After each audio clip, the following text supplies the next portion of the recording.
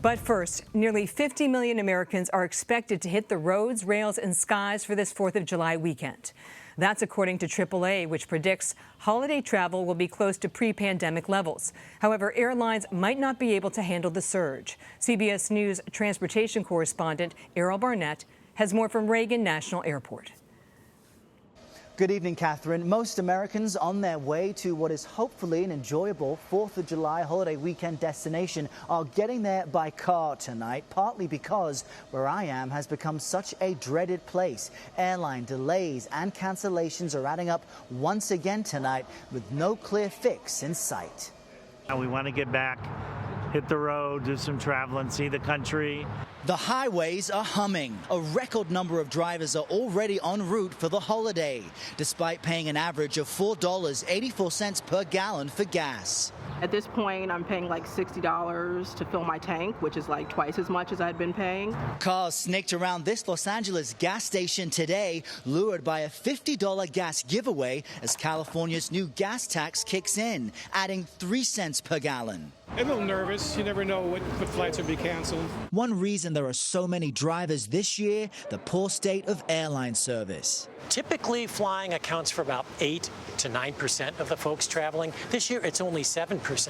Andy Gross with AAA says there seems to be a growing fear of flying. So people may have spent the past 6 months looking at air travel, and they've decided, look, I've got about 5 days to get away for the 4th of July. I'm not going to risk any part of that by flying. Since Tuesday, more than 2,000 flights have been canceled due to staffing shortages and weather. Today, the FAA says there's more to come. All of these airports will most likely see flight delays due to these weather conditions. The agency temporarily halted traffic at several airports due to thunderstorms and gusty winds. We already got delayed today. And we tried to book a morning flight because we heard about all the cancellations happening.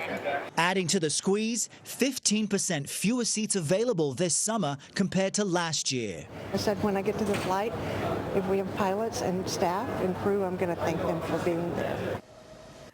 And Errol Barnett joins me now with more. We saw thousands of flight delays and cancellations during Memorial Day weekend. What are airlines doing differently this time to minimize the disruptions?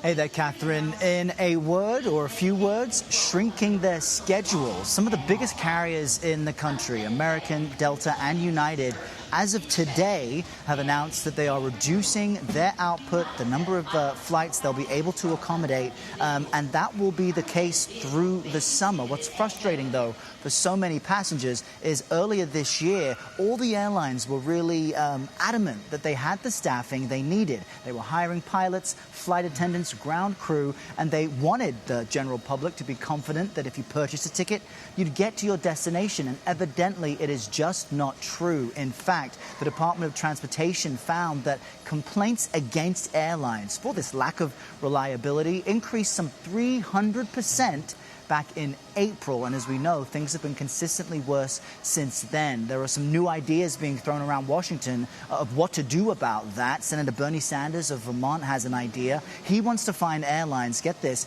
$55,000 per passenger for any flight that's canceled. He wants passengers to get refunds if their flight is delayed an hour, and for the airlines to be fined if a flight's delayed multiple hours. It's unclear what will happen to those ideas, Catherine, but certainly Washington's trying to come up with something because so many people are really unhappy with this level of service.